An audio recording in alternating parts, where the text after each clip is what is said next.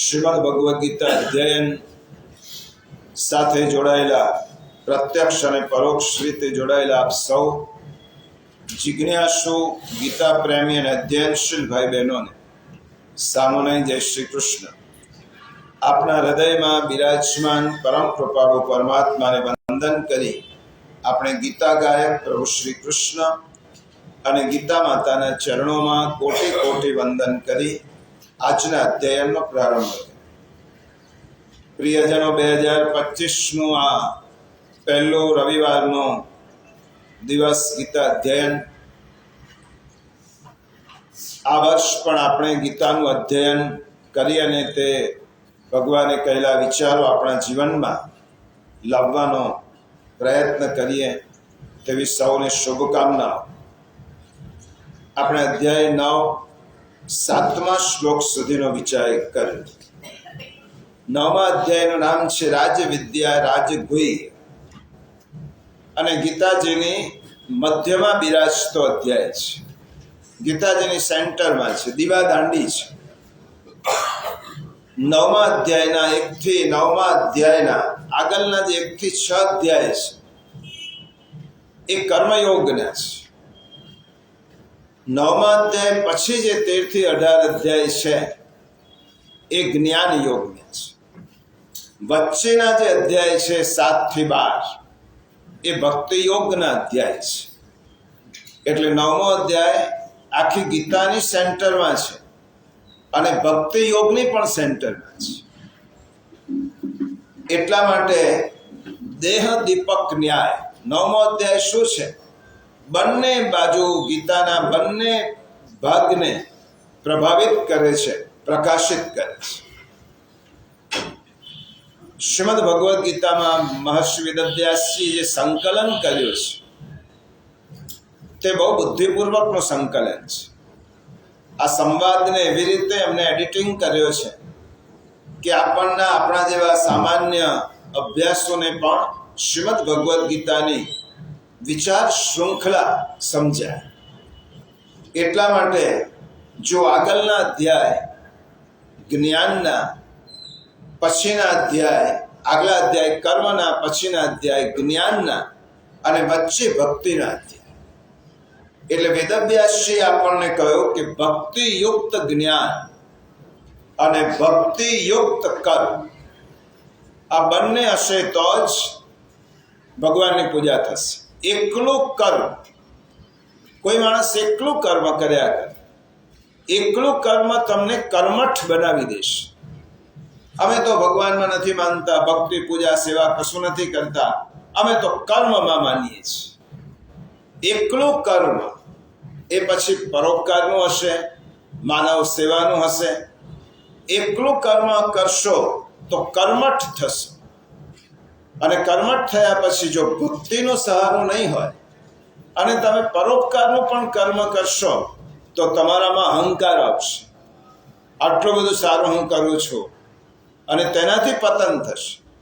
એટલા માટે કર્મ અને ભક્તિનો સંગ જોઈએ. એટલે ગીતામાં શું કહ્યું? કર્મ સાથે ભક્તિ જોડી દો તો એ કર્મ યોગ બની જાય અને કર્મયોગ દ્વારા ભગવાનની પૂજા થાય. એકલું જ્ઞાન, કેટલાક લોકો કહે છે અમે તો કર્મમાં નહીં, ભક્તિમાં નહીં, અમે તો જ્ઞાનમાં માનીએ છીએ. એકલું જ્ઞાન શુષ્ક બનાવી દેશે માણસને. એકલો બધા ગ્રંથોનો અભ્યાસ હોય, વેદાંત હોય, બીજા અનેક ગ્રંથોનો, પૂર્વ અને પશ્ચિમના તત્વજ્ઞાનનો કમ્પેરેટિવ સ્ટડી કર્યો તો એકલું જ્ઞાન માણસને શુષ્ક બનાવશે. એટલા માટે જ્ઞાનની સાથે ભક્તિ જોડી દઈશો તો જ્ઞાન યોગ બની જશે અને જ્ઞાન યોગ આપણને ભગવાન સુધી લઈ જશે. એ આરાધના બની જશે. ટૂંકમાં ગીતા 3 વસ્તુ ભગવાનને અર્પણ કરવાનું શીખવે છે. 3 વસ્તુ કઈ? આપણી પાસે 3 જ મહત્વની વસ્તુ છે: હૈયું, મસ્તક અને હાથ. આ 3 વસ્તુ. હૈયામાં ભક્તિ, હૈયું એટલે હૃદય ભક્તિથી પૂર્ણ જોઈએ. મસ્તક જ્ઞાનથી અને સદવિચારોથી પૂર્ણ જોઈએ, અને કર્મ એ સતત કર્મયોગ કરતા હોય. હાથ એટલે આપણી ઇન્દ્રિયો સતત કર્મયોગ કરતી. માટે આપણા ગુજરાતી કવિ ઉમાશંકર જોશીએ ખૂબ સુંદર વાત કરી. ભગવાન તે 3 વસ્તુ આપી દીધી ને, બહુ ઘણું બધું આપી દીધું. મને હવે તારી પાસે બીજું કશું જ માગવું નથી. 3 વાના મુझने દીધા, હૈયો મસ્તક હાથ, બહુ દઈ દીધો નાથ, જ્યાં ચોથું નથી માગું. ઉમાશંકરે ખુમારીથી કહ્યું છે, પ્રભુ આ 3 વસ્તુ તે મને આપી. ભાવનો સંગ્રહ કરવા માટે હૃદય આપ્યું, હૈયું આપ્યું. જ્ઞાનનો સંગ્રહ કરવા માટે મસ્તક આપ્યું, અને કર્મ કરવા માટે તે મને ઇન્દ્રિયો આપી. હવે આનાથી વધારે હું તારી પાસે શું માંગુ? 3 વાના મુझने દીધા, હૈયો મસ્તક હાથ, બહુ દઈ દીધો નાથ, જ્યાં ચોથું નથી માંગુ. હવે ભગવાન મારે હવે જે કરવાનું છે તે મારે કરવાનું છે. તે તો બધું જ આપી દીધું. પ્રભુ આપે કર્મ કરવા માટે ઇન્દ્રિયો આપી, સદવિચારોનો સંગ્રહ કરવા માટે મસ્તક આપ્યો, ભાવથી ભરેલા રહેવા માટે હૃદય આપ્યું. બીજું શું જોઈએ? એટલા માટે 9મો અધ્યાય ભાવથી જીવનને ભરી દે છે. 9મો અધ્યાય ભાવથી જીવનને ભરવા વાળો છે. પણ એ ભાવ ક્યારે નિર્માણ થાય? તમારામાં મા પ્રત્યે ભાવ કેવી રીતે નિર્માણ થશે? તમને ખબર પડી કે આ સ્ત્રી મારી મા છે, તો મા પ્રત્યે દીકરો માંથી છૂટો પડી ગયેલો હોય કેટલાય વર્ષોથી, અને કેટલી બધી સ્ત્રીઓને જોતો હોય, એને બધામાં માનો અભિભૂતિ ના થાય, અને એવું ના પ્રતીતિ ન થાય. પણ કોઈ વ્યક્તિ એમ શીખવાય, એને સમજાવે, આ જ સ્ત્રી તારી મા છે, એનાથી તું જુદો પડી ગયો છે, તું નાનો હતો, તું ઓળખતો નથી, પણ આના ગર્ભમાંથી તારી ઉત્પત્તિ થઈ છે.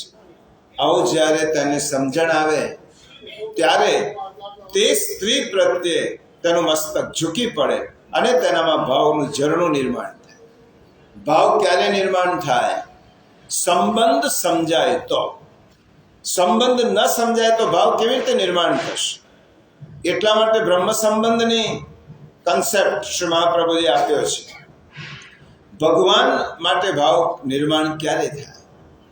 આપણને એમ ખબર પડવી જોઈએ કે ભગવાનની આપણા જીવનમાં ભૂમિકા શું, ભગવાનનું આપણા જીવનમાં મહત્વ શું, શા માટે ભગવાનની ભક્તિ કરવાની, ભગવાન મારા જીવનમાં ભગવાનનું મહત્વ શું છે. એટલા માટે અધ્યાયના પ્રારંભમાં ભગવાન આ બધા શ્લોકો કહી રહ્યા છે કે સૃષ્ટિની ઉત્પત્તિ કેવી રીતે થઈ, તારી ઉત્પત્તિ કેવી રીતે થઈ, તારો ને મારો સંબંધ શું છે. આ ભાવ નિર્માણ કરવા માટે. એટલે ગીતાના આ 9મા અધ્યાયના શરૂઆતમાં શ્લોકો મેં કહ્યું તો તેમ ઇન્ફોર્મેટિવ છે, માહિતીપ્રદ છે. ભગવાન માહિતી આપે છે. અને ભગવાને 7મા શ્લોકમાં કહ્યું, સર્વભૂતાની કૌંતેય પ્રકૃતિમ યાન્તિ મામિકામ કલ્પક્ષય પુનસ્તાની કલ્પાદૌ વિસૃજામ્ય. ભગવાન પોતાની ભૂમિકા સ્પષ્ટ કરતા કહે છે, કલ્પોના અંતે, કલ્પની વ્યાખ્યા આપણે ગઈ વખતે સમજ્યા હતા, કલ્પના અંતે બધા જ ભૂતો એટલે પ્રાણી માત્ર મારી મૂળ પ્રકૃતિને પામે છે. એટલે કે તે પ્રકૃતિનામાં લય થાય છે, અને જ્યારે કલ્પોનો પ્રારંભ થાય છે ત્યારે હું બધાને ફરી સર્જું છું. વિસૃજામી, હું સર્જન કરું છું. આ એકદમ માહિતીપ્રદ શ્લોક છે. અને ગઈ વખતે આપણે કલ્પની વાત, પ્રકૃતિની સંકલ્પના સમજ્યા હતા. હવે 7મા શ્લોકમાં જે ભગવાને વાત કહી છે તેને વિચાર શૃંખલાને હજી પણ સ્પષ્ટ કરવા માંગે છે ભગવાન. અને 8મા શ્લોકમાં તે વધારે સ્પષ્ટીકરણ પ્રભુ કરે છે. પહેલા આપણે 8મા શ્લોકનો પારાયણ કરીએ. 9મો અધ્યાય 8મો શ્લોક, પાન નંબર 142. 9મો અધ્યાય 8મો શ્લોક. પ્રકૃતિમ સ્વામવષ્ટભ્ય વિસૃજામિ પુનઃ પુનઃ ભૂતગ્રામમિમં કૃત્સ્નં અવશં પ્રકૃતેર્વશાત પ્રકૃતિમ સ્વામ અવષ્ટભ્ય વિસૃજામિ પુનઃ પુનઃ ભૂતગ્રામમ ઇમં કૃત્સ્નમ અવશં પ્રકૃતેઃ વશાત. એના શબ્દના અર્થ એવા છે, સ્વામ એટલે પોતાની, પ્રકૃતિમ એટલે પ્રકૃતિને, અવષ્ટભ્ય સ્વીકારીને, પ્રકૃતે એટલે સ્વભાવના, વશાત એટલે બળને લીધે, અવશમ એટલે વશ થયેલા, ઇમમ એટલે આ, કૃત્સ્નમ એટલે આખા, ભૂતગ્રામમ ભૂત સમુદાયને, પ્રાણી માત્રને, પુનઃ પુનઃ એટલે વારંવાર, એમના કર્મ અનુસાર, વિસૃજામિ હું સર્જું છું, હું સર્જન કરું છું. એનો ગુજરાતી અનુવાદ આપણે ગીતામાં આપેલો છે. પોતાની પ્રકૃતિને સ્વીકારીને, સ્વભાવના બળને લીધે વશ થયેલા આ આખાય ભૂત સમુદાયને એટલે જીવ માત્રને વારંવાર એમના કર્મો અનુસાર હું સર્જું છું. આ એનું સરળ ગુજરાતી થયું. આ શ્લોકમાં ભગવાને એકંદરે 3 વાતો સ્પષ્ટ કરી છે.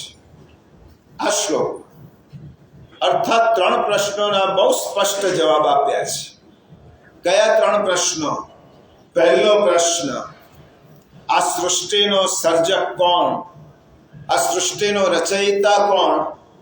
આ સૃષ્ટિની રચના કોણ કરે છે અથવા કોણે કરી? આ પહેલો પ્રશ્ન. ભગવાને તેનો સૂત્રાત્મક જવાબ આપ્યો, અહમ વિસૃજામિ. આ શ્લોકમાં છે, જુઓ, અહમ વિસૃજામિ. આ સૃષ્ટિની રચના હું કરું છું. આ સૃષ્ટિનો હું રચયિતા છું. આ પહેલા પ્રશ્નનો સ્પષ્ટ જવાબ. બીજો પ્રશ્ન, સૃષ્ટિનું સર્જન એકવાર થાય છે કે વારંવાર થાય છે? તો ભગવાને બીજા પ્રશ્નનો જવાબ આપ્યો, વિસૃજામિ પુનઃ પુનઃ. આ સૃષ્ટિનું સર્જન એક વખત નથી થતું, પુનઃ પુનઃ વારંવાર થાય છે. ત્રીજો પ્રશ્ન, કયા જીવો ફરી ફરી સૃષ્ટિમાં જન્મ લે છે? પ્રકૃતેઃ વશાત. જે જીવો પ્રકૃતિને વશ થયેલા જીવોને ફરી ફરી સૃષ્ટિમાં આવવું પડે છે. બધા જીવોને આવવું પડતું નથી. સ્વભાવને વશ થયેલા, પ્રકૃતિથી પરવશ થયેલા જીવોને ફરી પાછો પોતાના કર્મના ફળ ભોગવવા માટે આવવું પડે છે. આ 3 પ્રશ્નોના જવાબ ભગવાને સ્પષ્ટ રીતે, અધિકૃત રીતે, આ બીજું કોઈ કહેતો નથી કે ભગવાને સૃષ્ટિની રચના કરી. ભગવાન સ્વયં કહે છે, આ સૃષ્ટિનો રચયિતા હું છું, વિસૃજામિ, હું છું. એટલે આ 3 પ્રશ્નોના સ્પષ્ટ અને ઓથેન્ટિક જવાબ જે કરતા છે એ જ એમ કહે છે કે આ સૃષ્ટિની રચના મેં કરી છે. આ ઉપરાંત બીજી એક વાત આ શ્લોકના આધારે સ્પષ્ટ થાય છે. ભગવાન કહે છે કે મેં સૃષ્ટિનું સર્જન કર્યું, વિસૃજામિ, આ સૃષ્ટિનું સર્જન કર્યું. આપણા મનમાં પ્રશ્ન થાય કે ભગવાને સૃષ્ટિનું સર્જન કેમ કર્યું? શા માટે કર્યું? કોઈ કશું કામ કરતો હોય તો આપણે પૂછીએ ને, આ કેમ કરે છે? આપણે રસ્તામાંથી અહીં આવતા હોય અને કોઈ પૂછે, ક્યાં જાઓ છો? ગીતા અધ્યયનમાં. શા માટે જાઓ છો? ગીતા સાંભળવા માટે, એનું અધ્યયન કરવા. તો ભગવાને આ સૃષ્ટિના સર્જન રૂપે આટલું મોટું કામ કર્યું. તો પહેલો પ્રશ્ન થાય કે આ ભગવાને આ સૃષ્ટિનું સર્જન શા માટે કર્યું? વાય, કેમ કર્યું? ત્યારે શાસ્ત્રો એનો જવાબ આપે છે. આનંદ સ્વરૂપ ભગવાને, એટલે આનંદ સ્વરૂપ શ્રી કૃષ્ણે આનંદની ઉજાણી કરવા માટે, ભગવાનનું સ્વરૂપ આનંદ છે, રસો વૈશ્ય, આનંદમ બ્રહ્મેતિ વ્યાજાનાત. બ્રહ્મનું સ્વરૂપ આનંદનું છે અને આનંદ માત્ર કરપાદ મુખોદરાદિ. ભગવાન કેવા છે? આનંદનું સ્વરૂપ છે. તો આનંદ સ્વરૂપ શ્રી કૃષ્ણે આનંદની ઉજાણી કરવા માટે, સર્વને આનંદ આપવા માટે અને અંતે આનંદની પ્રાપ્તિ કરાવવા માટે આ સૃષ્ટિનું સર્જન કર્યું. આનો એક જ શાસ્ત્ર, બધા જ શાસ્ત્રોનો સાર હોય તો એક જ જવાબ છે, ભગવાને સૃષ્ટિનું સર્જન કેમ કર્યું? તો આનંદ સ્વરૂપ ભગવાને આનંદની વહેંચણી કરવા, ઉજાણી કરવા માટે, આનંદ વહેંચવા માટે અને છેવટે આનંદની પ્રાપ્તિ જીવોને કરાવવા માટે આ સૃષ્ટિની રચના કરી. આ બહુ સ્પષ્ટ જવાબ છે. શા માટે સૃષ્ટિનું સર્જન કર્યું? આનંદ માટે. આનંદોપલબ્ધિ. ભગવાને આ સૃષ્ટિની રચના આનંદ માટે કરી. હવે આપણને બીજો પ્રશ્ન થાય કે જો ભગવાને સૃષ્ટિની રચના આનંદ માટે જ કરી છે તો દુનિયામાં ઘણા લોકો દુઃખી કેમ દેખાય છે? આનંદિત કેમ નથી દેખાતા? ઘણા લોકો રડતા હોય છે, ફરિયાદ કરતા હોય છે, વ્યથિત હોય છે. આ દુનિયામાં આનંદ માટે પ્રભુએ રચના કરી તો બધા આનંદિત દેખાવા જોઈએ, તો કેટલાય લોકો દુઃખી દેખાય છે. શા માટે? તો એનો ઉદાહરણ, દાખલા તરીકે એક બાપ છે, એને જીવનભર બહુ મહેનત કરી, કઠોર પરિશ્રમ કરી, લખલોટ સંપત્તિ એકત્રિત કરી છે, અનેક સંપત્તિ એકત્રિત કરી છે, અનેક ઐશ્વર્ય સંપાદિત કર્યા છે. હવે જ્યારે એને થયો કે હું મારા પુત્રોને બોલાવી અને આ સંપત્તિ આપું, દીકરાઓને બોલાવ્યા, કમાયેલી સંપત્તિ બાપે એમ કહ્યું કે હું જેવી રીતે મેં મહેનત કરી છે, આ સંપત્તિનું સર્જન કર્યું છે, તમે સુખી થાઓ એટલા માટે હું આ તમને સંપત્તિ વહેંચી આપું છું. પરંતુ એક વસ્તુ સાથે સાથે કહું છું, આ સંપત્તિ રીતિથી વાપરજો. એમાં જો વધારો કરવો હોય તો નીતિથી એમાં વધારે કરજો. અને એ સંપત્તિ એકલા નહીં ભોગવતા, એને પ્રીતિથી આપજો. બીજાને આપવાનું હોય તો પ્રેમથી આપજો. તમારી સંપત્તિમાં તમે એકલા ભાગીદાર નથી, બીજાને ખૂબ પ્રેમથી આપજો, રીતિથી એને વાપરજો. અને એમાં વૃદ્ધિ કરવી હોય તો નીતિથી તેમાં વૃદ્ધિ કરજો. બાપાએ દીકરાઓને આ સંપત્તિ આપતી વખતે આ કહ્યું, આ સંપત્તિ મેં તમારા સુખ માટે આપી છે, આનંદ માટે આપી છે, અને તેમાંથી જે દીકરો બાપની આજ્ઞાનું પાલન કરે છે એ સુખી થાય છે. ભગવાન આગળ વાત કરવાના છે. બાપની આજ્ઞાનું પાલન કરે છે તે સુખી થાય છે. પણ જે દીકરો સંપત્તિ મળ્યા પછી એને ઉન્મત્તતા આવી જાય છે કે હવે મને પૂછનાર કોણ, હવે ખાઓ પીઓ આનંદ કરો, ઈટ ડ્રિંક એન્ડ બી મેરી, હવે મને પૂછનાર કોઈ નથી, ખાઓ, સંપત્તિ અઢળક છે, એટલા માટે સંપત્તિ મળ્યા પછી વ્યસનો કર્યા, એનો દુરુપયોગ કર્યો, વ્યભિચાર કર્યા, અને આ બધું કર્યા પછી એ પુત્રને દંડ મળે, એને જેલમાં જવું પડે, પોલીસ એને દંડા મારે, તો એમાં બાપાનો વાંક કે પુત્રનો વાંક? બાપાએ તો સંપત્તિ સુખી થવા માટે આપી કે તને સુખી કરવા માટે આપું છું, એનો તો આટલો સદુપયોગ કરજે. પણ છોકરો સમજ્યો નહીં અને સંપત્તિનો દુરુપયોગ કર્યો, અને દુરુપયોગ કર્યો ત્યારે તેનું પરિણામ તેને ભોગવવું પડ્યું. તો ભગવાને બાપે દીકરાને દુઃખી કરવા માટે થોડી સંપત્તિ આપી, બાપે તો સુખી થવા માટે આપી, પણ દીકરાએ તેનો યોગ્ય ઉપયોગ ન કર્યો એટલા માટે દુઃખી થાય છે. સંસારમાં ભગવાને બધાને સંપત્તિનું દાન કર્યું છે. કુદરતી સંપત્તિ, સૂર્યોદય કોના બાપનો છે? બધાનો છે. આ પ્રકૃતિની સમગ્ર જે પ્રકૃતિની વનરાજી છે એ કોના માટે છે? એ બધાના માટે છે. આ ભગવાને પોતાનો ખજાનો, શરીર સંપત્તિ ભગવાને બધાને આપી છે.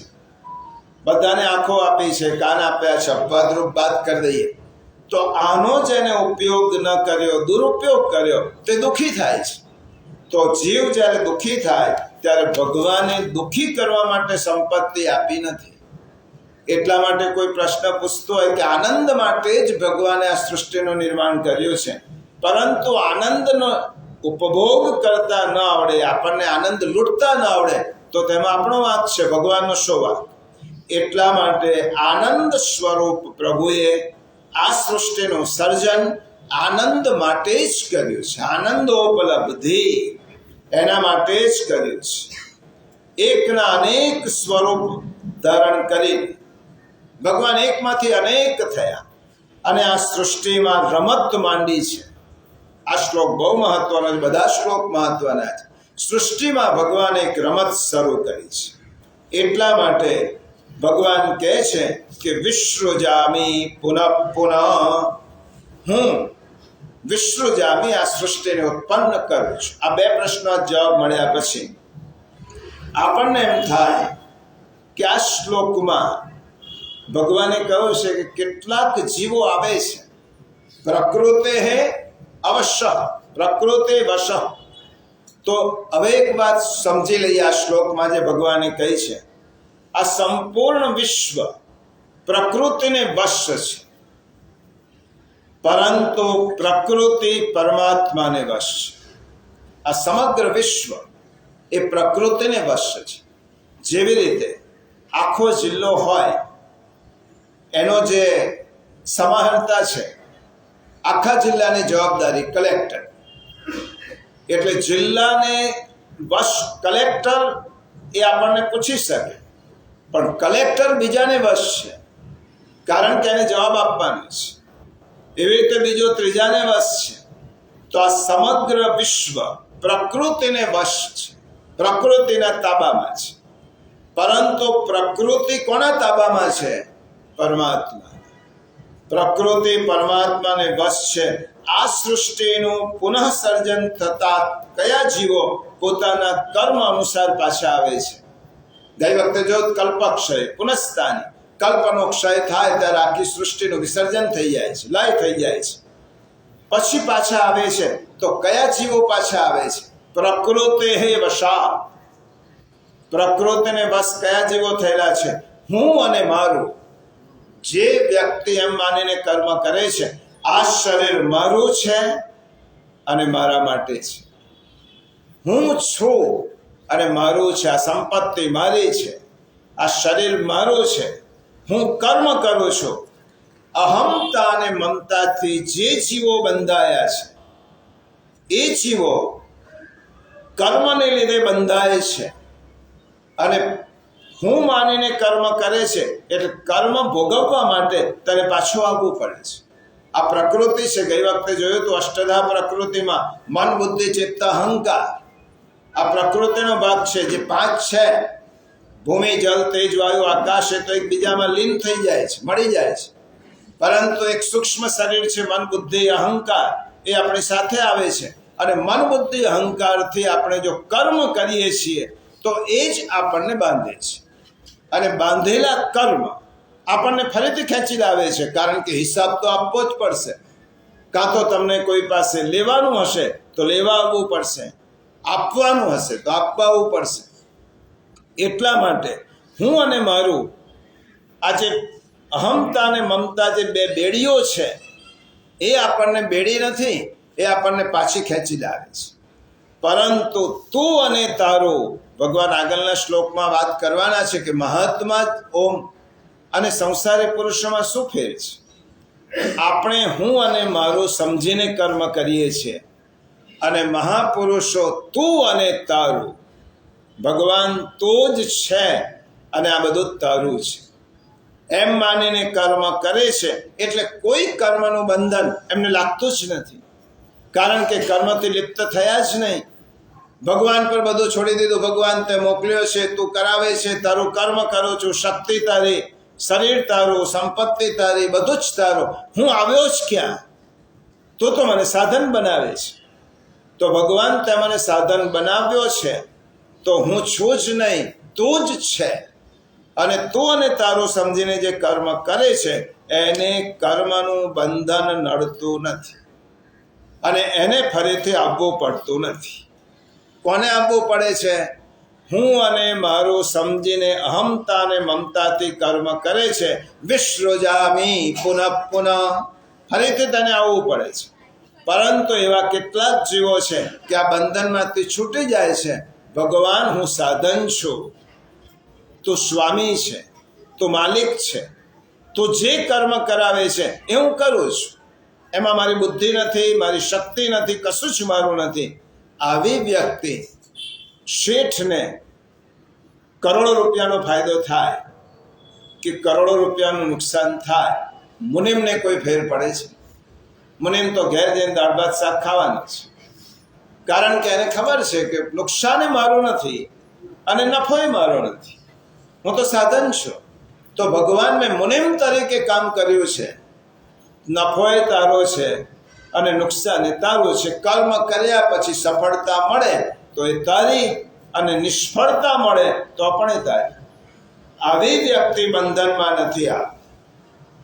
હવે આપણને પ્રશ્ન થાય, ભગવાને સર્જન અને વિસર્જનની આ રમત કેમ શરૂ કરી? સર્જન અને વિસર્જનની આ રમત જ છે ભગવાન. આવું શા માટે કર્યું ભગવાન? સૃષ્ટિનો સિદ્ધાંત એક સમજી લઈએ. ગીતાના એક એક શ્લોક અણુબોમ્બ જેવા છે. તમે જેટલું તોડશો તેમાંથી એટલી જ બધી શક્તિઓ નીકળશે. સૃષ્ટિનો સિદ્ધાંત સર્જન અને વિસર્જન ભગવાન કેમ કરે છે?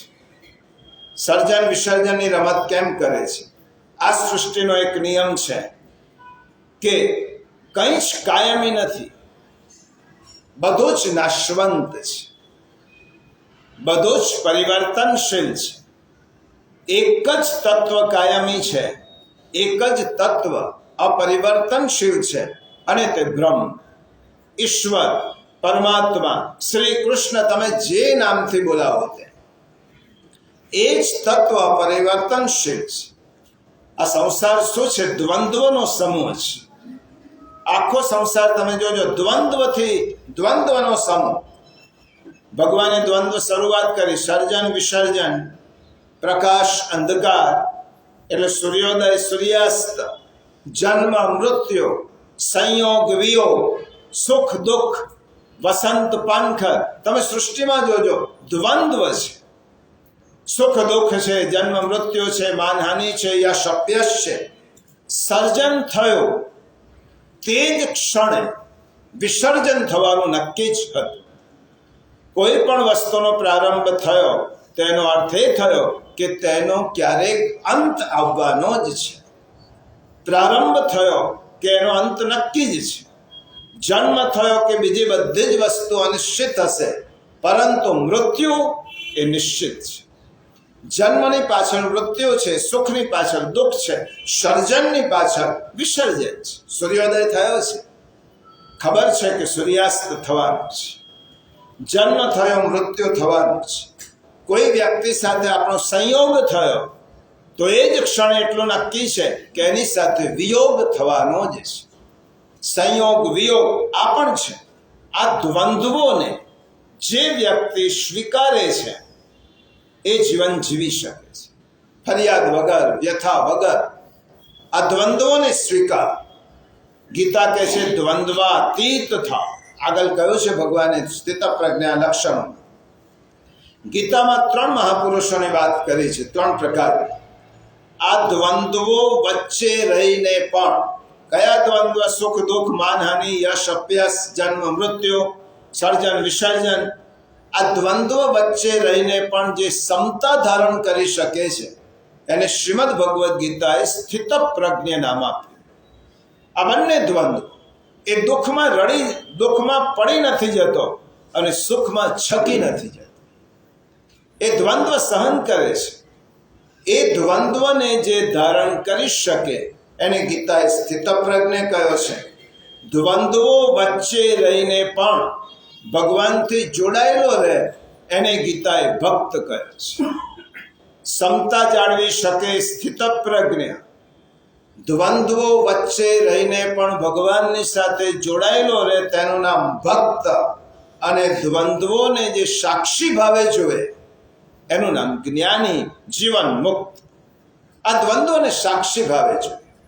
જનક રાજાનું ઉદાહરણ છે ને, કે જનક રાજાને કોઈએ કહ્યું કે તમારે મિથિલા નગરી બળે છે, ત્યારે જનક રાજાએ કહ્યું મિથિલાયામ પ્રદગ્ધાયા નમે દહ્યતિ કસ્ય. મિથિલા બળે છે, મારું કશું ક્યાં બળે છે? તમારી મિથિલા બળે છે એમ ને, મિથિલા મારી છે જ નહીં, મેં મારી માની નથી. સાક્ષી ભાવે જે દ્વંદ્વને જુએ છે એ વ્યક્તિ જીવન મુક્ત છે, જ્ઞાની છે. એક વખત અને ઉપનિષદ કહે છે કે સર્જન અને વિસર્જન એ તો ભગવાનની રમત છે. ભગવાન રમત કરે છે. લોકવત્તુ લીલા કૈવલ્યમ, ઉપનિષદમાં કહ્યું ભગવાનની આ રમત છે. લોકવત્તુ લીલા, ભગવાને લીલાનો આરંભ કર્યો છે. સર્જન અને વિસર્જન એ ભગવાન માટે રમત છે. એક વખત આ પ્રસંગ કહું, અને રમત એટલા માટે ભગવાને રમે છે કે રમતની અંદર જેવી રીતે બાળકો રમતા હોય, જેવી રીતે બંને બાળકો ભેગા થયા હોય, બે ચાર બાળકોને રમત રમે છે, એમને હાર જીતની કોઈ પડી નથી. નાના બાળકો રમત રમતા હોય, કોઈ હાર્યો તોય હશે, જીત્યો તોય હશે, નથી તેમાં નફા નુકસાનનો કોઈ ખ્યાલ. જેવી રીતે નદીની રેતીમાં બાળકો ઘરની રમત રમે, કિલ્લા બનાવે, ઘર રમે અને પાછા મિટાવી દે. મકાન બનાવ્યું એ ખરું, મિટાવ્યું એ ખરો, અને હસતા હસતા પાછા ઘેર જાય, પાછા આવે, પાછા એ રમત શરૂ કરે. ઈશ્વરને પણ સર્જનનો હર્ષ નથી અને વિસર્જનનો શોક નથી, જેવી રીતે બાળકની જેમ. અને એટલા માટે તો પ્રભુએ કૃષ્ણનો અવતાર લીધો, આખી લીલાનો ડેમોન્સ્ટ્રેશન કરવા માટે. બ્રહ્મ જે લીલા કરે છે તેનું ડેમોન્સ્ટ્રેશન, એનું નિદર્શન કર્યું. કેવી રીતે લીલા કરે છે? એક વખત બાલકૃષ્ણ એટલે કનૈયો બ્રહ્માંડ ઘાટ, વ્રજમાં મહાવન છે ગોકુલમાં, એ ગોકુલના મહાવનમાં એક બ્રહ્માંડ ઘાટ છે. એ બ્રહ્માંડ ઘાટમાં ભગવાને જુદી જુદી લીલાઓ પૈકી એક લીલા એવી કરી. એમ તો માટી ખાવાની લીલા પણ બ્રહ્માંડ ઘાટ પર કરી છે, એમાં અત્યારે પડતા નથી. યશોદાજીને બ્રહ્માંડનું દર્શન કરાવ્યું, પરંતુ ભગવાને એક બીજી લીલા કરી છે કે બ્રહ્માંડ ઘાટ ઉપર ભગવાન પોતાના સખાઓ સાથે, જો ગીતામાં કહ્યું છે તેનું નિદર્શન લીલા રૂપે ભગવાને ભાગવતમાં બતાવ્યું છે. ઢગલામાં પોતાના સખાઓ સાથે રમત રમતા હતા. શ્રીદામાએ ભગવાને જે કનૈયાએ બનાવેલો એક મહેલ હતો રેતીનો, એ તોડી નાખ્યો. શ્રીદામાએ ભગવાનના રેતીનો મહેલ બનાવ્યો ભગવાને, એ રમતમાં શ્રીદામાએ તોડી નાખ્યો. આ રમત ચાલતી હતી અને ભગવાન એને લડવા લાગ્યા કે તમારો મહેલ તોડી નાખ્યો છે, આમ છે તેમ છે. અને ભગવાન સખાવત શ્રીદામા સાથે એની સાથે ચળબળ કરે છે, રડે છે. આ બાજુ દુર્વાસાજીએ સાંભળ્યું કે બ્રહ્મએ સાકાર રૂપે વ્રજમાં અવતાર ધારણ કર્યો છે. બ્રહ્મ, અચિંત્ય બ્રહ્મ, સાકાર સગુણ સાકાર રૂપે પ્રભુએ વ્રજમાં નંદ બાબાને ત્યાં યશોદા મૈયાની ત્યાં અવતાર ધારણ કર્યો છે. બાળક રૂપે બ્રહ્મ પધાર્યા છે. દુર્વાસાને એમ થયું ચાલો ભગવાનના દર્શન કરવા છે. અને દુર્વાસા નંદાલયમાં આવ્યા. ખબર પડી કે કનૈયો તો બ્રહ્માંડ ઘાટ ઉપર પોતાના સખાઓ સાથે ગયો છે. દુર્વાસા બ્રહ્માંડ ઘાટ ઉપર આવ્યા. આ લીલા બ્રહ્માંડ ઘાટ પર થઈ ગઈ છે. બ્રહ્માંડ ઘાટ પર આવ્યા. તે વખતે કઈ લીલા ચાલતી હતી? ભગવાન શ્રીદામાને લડતા હતા કે તે મારો રેતીનો મહેલ તોડી નાખ્યો છે, અને આમ ભગવાન એની સાથે રકઝક કરતા. દુર્વાસાએ જોયું એક નાનો બાળક, એનો કોઈ ગોપ સખા એક નાનકડ રેતીમાંથી બનાવેલો નાનકડો મહેલ તોડી નાખે અને રડવા લાગતો હોય તો આ બ્રહ્મ છે. અને કેવી રીતે હું ભગવાન માનું? એને એક રેતીનો મહેલ કર્યો છે અને તોડી નાખ્યો, આ બ્રહ્મ કેવી રીતે કહેવાય? ભગવાન તો અંતર્યામી છે, સમજી ગયા કે દુર્વાસા મને જોવા માટે આવ્યા છે, મારા દર્શન કરવા માટે. અને તેમના મનમાં આવો સંશય છે. એટલે બાલકૃષ્ણ કનૈયાએ બગાસું ખાધું અને બગાસાની સાથે મોઢો ખોલ્યો કે દુર્વાસા ભગવાનના પેટ તસ્યોદરા. અને પેટમાં જ્યારે દુર્વાસા ગયા, અને દુર્વાસા શું જુએ છે? અનંત કોટી બ્રહ્માંડ, આકાશ, ખગોળ, સૂર્યમાળાઓ. દુર્વાસાને આશ્ચર્ય થયું. દુર્વાસા જુએ છે બ્રહ્માંડ ઘાટ, હું ઉભેલો છું. અને આવી રીતે રમત રમે છે. પણ દુર્વાસાએ જોયું, વ્રજભૂમિ જોઈ, બ્રહ્માંડ ઘાટ જોયો. દુર્વાસાએ પોતાને જોયા, વિચાર કર્યો કે આ શું જોઉં છું? અનંત કોટી બ્રહ્માંડોનું દર્શન દુર્વાસાને થયું. દુર્વાસા આશ્ચર્યચકિત થયા અને ભગવાને પાછું બગાસું ખાધું અને દુર્વાસા બહાર આવ્યા. પછી દુર્વાસાએ જોયું, એ જ કનૈયો, એ જ શ્રીદામા, એ જ રમત. દુર્વાસાએ આંખો ચોડીને સમજી ગયા, હું તો બ્રહ્મની પરીક્ષા કરવા, પણ બ્રહ્મએ મારી પરીક્ષા કરી દીધી. તસ્યોદરા. ભગવાન માટે શું છે?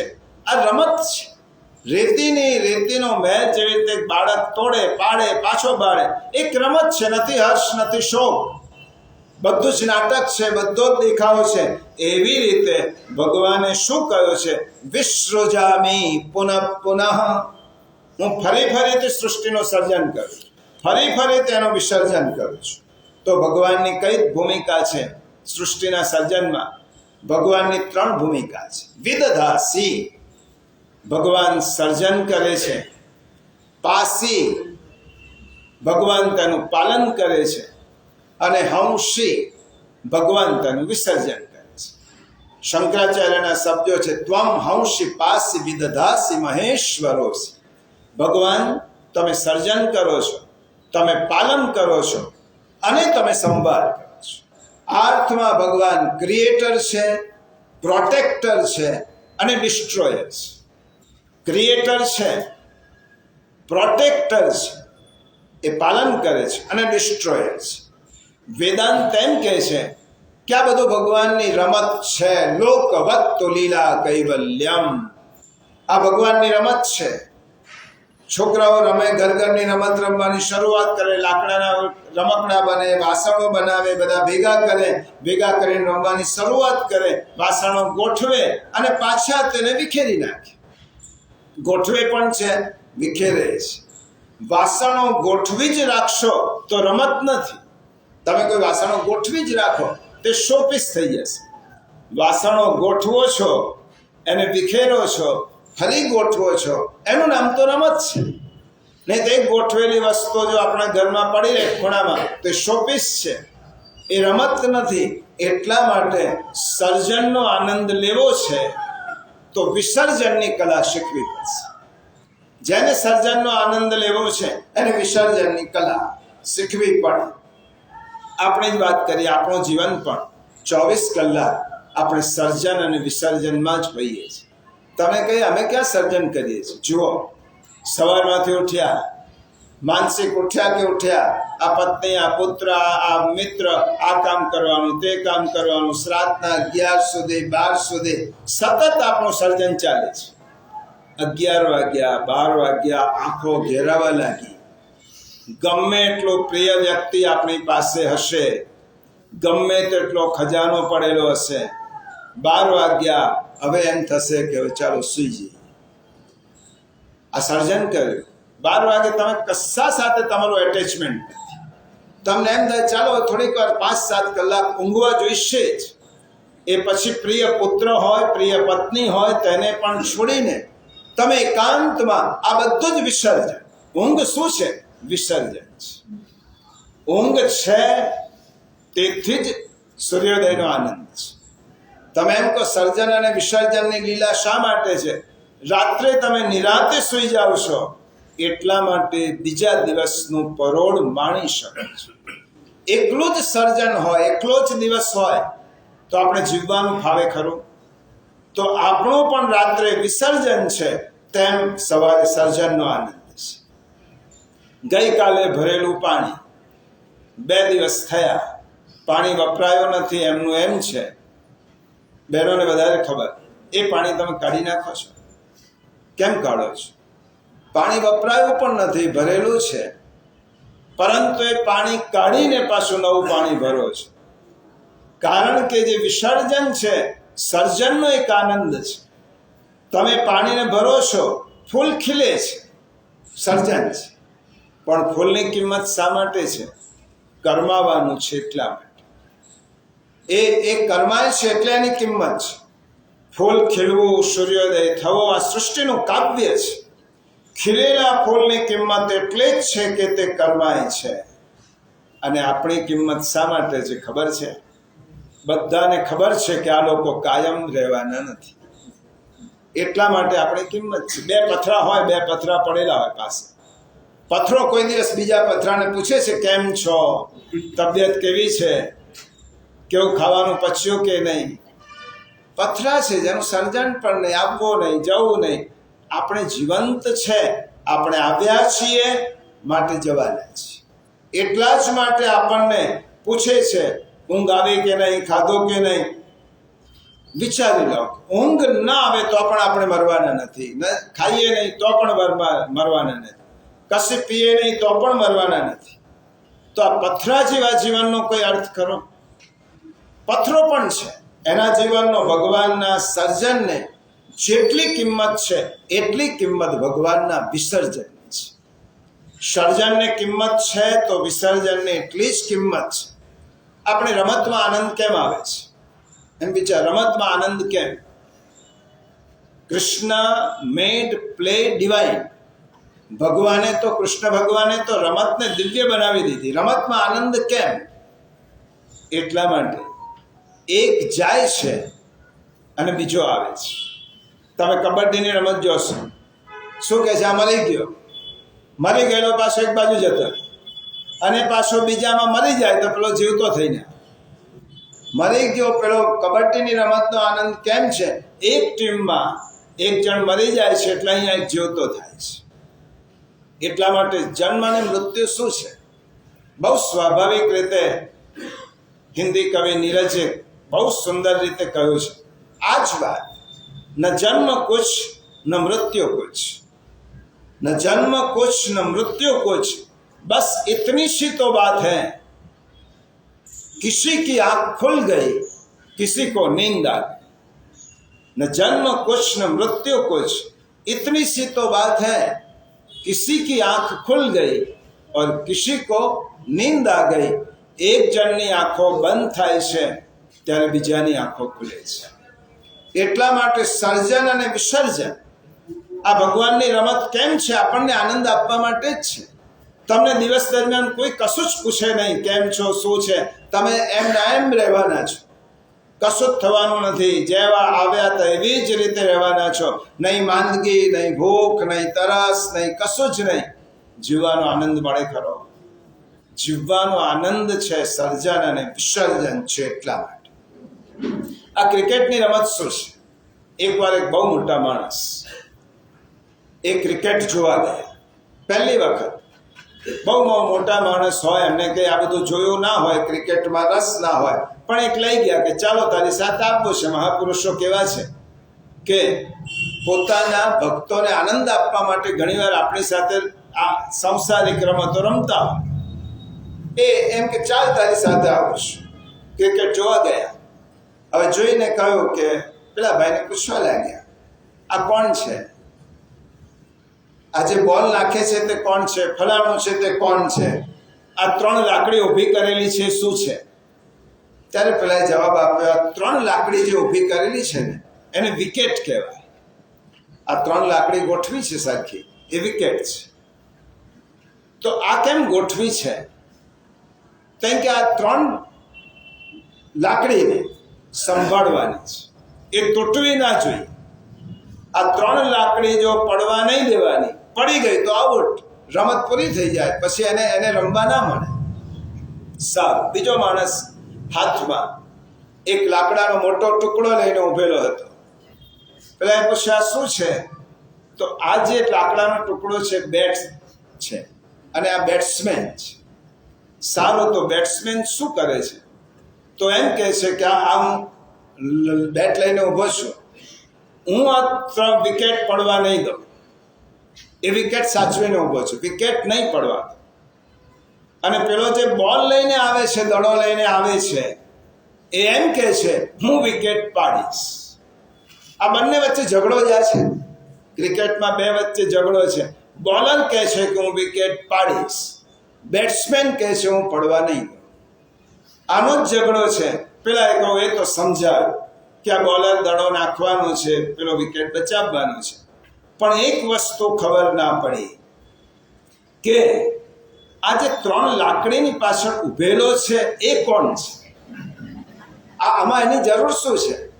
એક જણ બોલ નાખે છે, એક જણ બેટ ઉછાળે અને બેટથી રમે છે, વિકેટ બચાવે છે, એક જણ વિકેટ પાડવાની કોશિશ કરે છે. પણ આ જે પાછળ ઉભેલો છે કોણ છે? એનું નામ વિકેટ કીપર કહેવાય. તો આ વિકેટ કીપર કરે છે શું? તો આ વિકેટ કીપર શું કરે છે કે જે પેલો બેટ્સમેન છે એ થોડોક ક્રીઝની બહાર ગયો, આંખમાં પ્રાણ લાવીને તૈયાર છે એની વિકેટ પાડવા. એ થોડોક એનો પગ બહાર ગયો કે હાથમાં બોલ લઈને ઊભો જ છે પાડવા માટે, એટલે એ વિકેટ પાડે છે. હવે મહાપુરુષે પૂછ્યું, મને એક પ્રશ્નનો જવાબ આપ.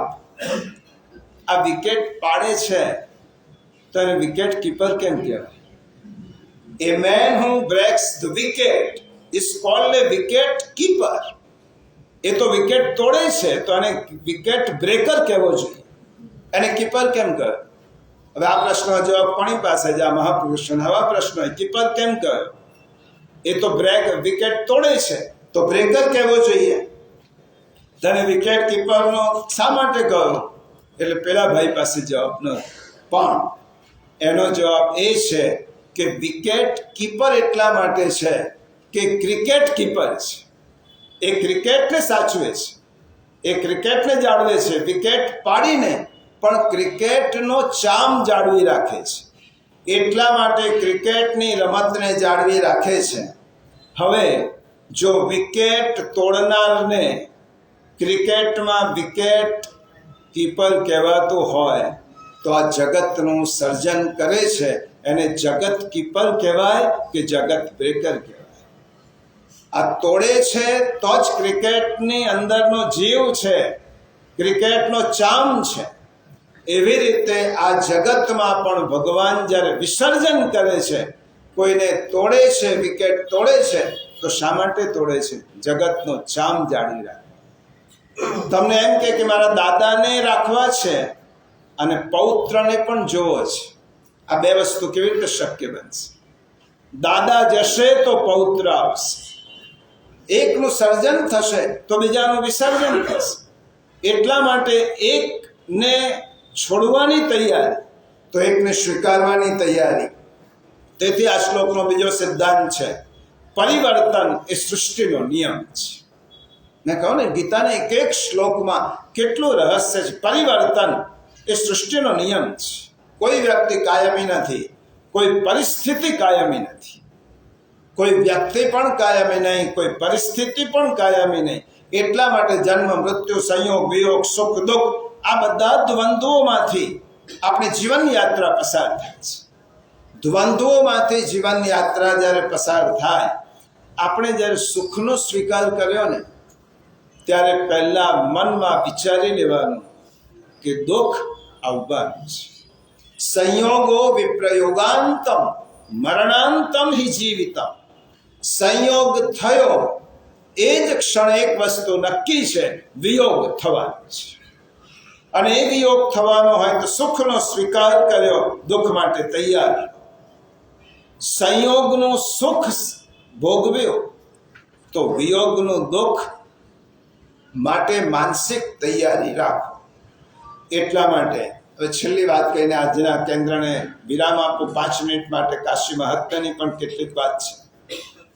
એક વખત સીતાજી અને પ્રભુ રામચંદ્રજી બેઠા અને સીતાજીએ પ્રભુ રામચંદ્રજીને કહ્યું, પ્રભુ, આપણા રાજ્યમાં કોઈ દુઃખી ના હોવું જોઈએ.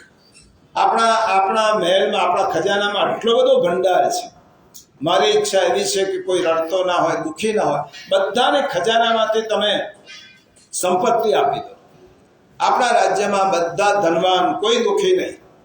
સીતાજીએ કહ્યું, ભગવાને કહ્યું, સારું, તથાસ્તુ.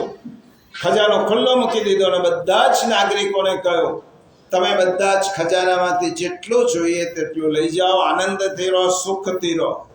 બધા લોકો માલામાલ થઈ ગયા. હવે કોઈને કશું જ કરવાની જરૂર નહીં, કોઈ મહેનત કરવાની જરૂર નહીં, કામ ધંધો છોડી દીધો, આનંદ પ્રમોદ કરવાનો છે. હવે આપણે કામ શા માટે કરવા? બધા લોકો રહેવા લાગ્યા. હવે વરસાદના દિવસો આવે, ચોમાસા, અને ચોમાસાના દિવસોમાં લોકોની છતમાંથી પાણી આવવા લાગ્યું, મહેલની છતમાંથી પાણી આવવા લાગ્યું. અને તે વખતે હવે આને મરામત કરાવી કેવી રીતે? બજારમાં કડીઓ શોધવા ગયા તો કડીઓ મળે જ નહીં, કારણ કે હવે કડિયાનું કામ બધાએ છોડી દીધું હતું, કારણ કે માલામાલ થઈ ગયા. હવે નથી કડીઓ મળતો, નથી લેબર મળતો, નથી કોઈ મળતો. કામ કોણ કોનું કરે? હવે આ છત રિપેર કરવાની છે, કોણ કરે? સીતાજીને રામચંદ્રજીએ પૂછ્યું કે શું કરશો? નાના પાછું જેવું હતું એવું જ કર્યું. બધાને માલા જેમ હતો, જે રીતે કામ કરે છે એ રીતે કરવા દો.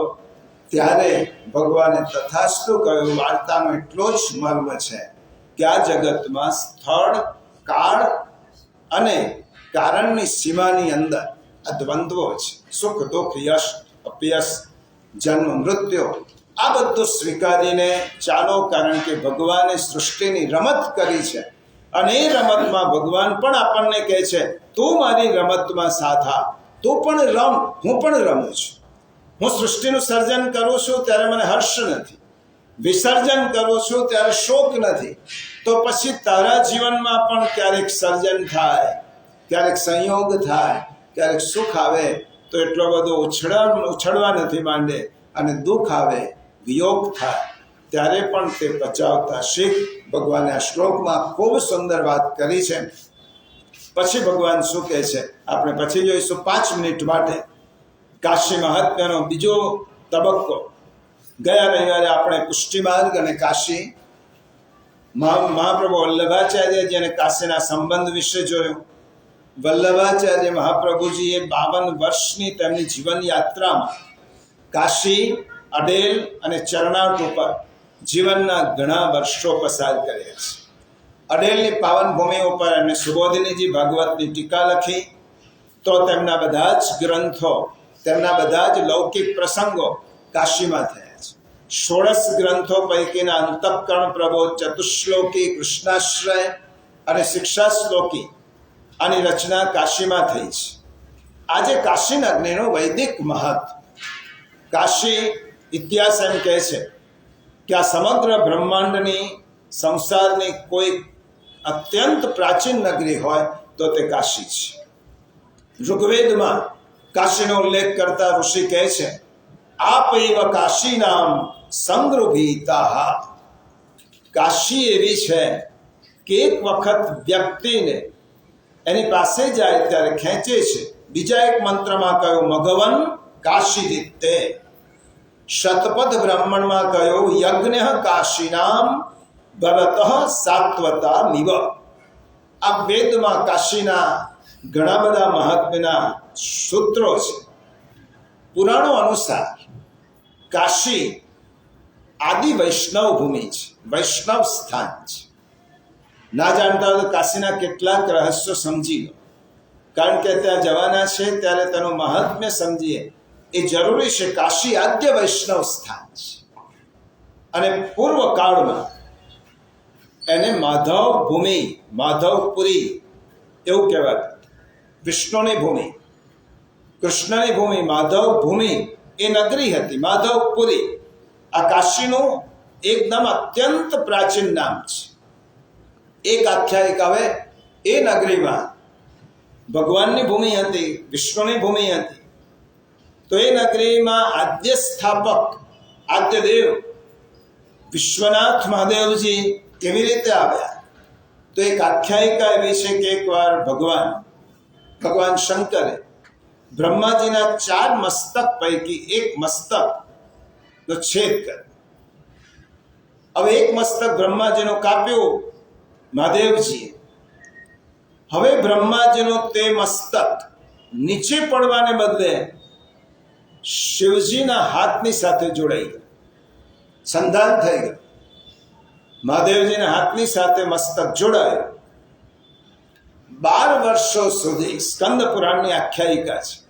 12 વર્ષો સુધી એમાં લખ્યું છે. એટલા માટે કહું, બદ્રીનારાયણ, કુરુક્ષેત્ર, બ્રહ્મ સરોવર જે આપણે કુરુક્ષેત્રમાં ગયા હતા, એ બધી જ જગ્યાએ મહાદેવજી ભ્રમણ કરતા કરતા પોતાના હાથમાં ચોંટેલા મસ્તક લઈને ફર્યા કે આ મસ્તક કેવી રીતે પડે પાછું ભૂમિ ઉપર, એનું પતન કેવી રીતે થાય, હાથથી છૂટું પડ્યું નહીં. પછી લખ્યું છે કે છેવટે 12 વર્ષના ભ્રમણ પછી મહાદેવજી જ્યારે કાશીની સીમામાં પ્રવેશ કરે ત્યારે બ્રહ્મ હત્યાએ તેમનો પીછો છોડ્યો અને ગંગાજીમાં સ્નાન કરતા જ પેલું બ્રહ્માજીનું મસ્તક મહાદેવજીના હાથમાંથી છૂટું પડી ગયું. કપાલ, મસ્તકને સંસ્કૃતમાં કપાલ કહેવાય. એ કપાલ છૂટું પડી ગયું. જ્યાં કપાલ મસ્તક છૂટો પડ્યો ત્યાં આજે પણ કપાલ મોચન તીર્થ છે. આજે કાશીમાં એક તીર્થ છે, કપાલ મોચન તીર્થ. મહાદેવજીનો તે કપાલ છૂટું પડ્યું. મહાદેવજીને ખૂબ સંતોષ થયો કે હું જે ભાર લઈ લઈને ફરતો હતો એ આજે અહીંયા મુક્ત થયો છે ગંગાજીમાં સ્નાન કરવાથી.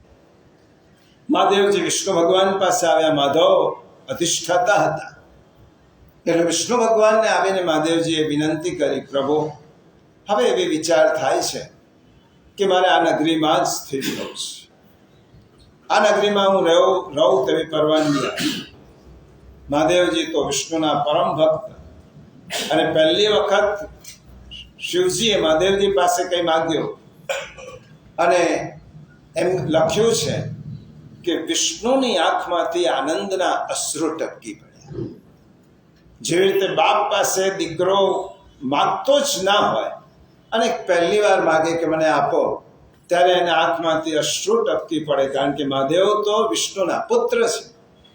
એમના આંખમાંથી અશ્રુ ટપકી પડ્યા, આનંદાશ્રુ. અને આનંદાશ્રુ ટપકી પડ્યા એટલે બિંદુ સરોવર નિર્માણ થયું. જે બિંદુ સરોવર 4 છે, એ બિંદુ સરોવર થયું તે કાશીમાં છે. અને ભગવાન બિંદુ માધવ તરીકે કાશીમાં પ્રતિષ્ઠિત છે.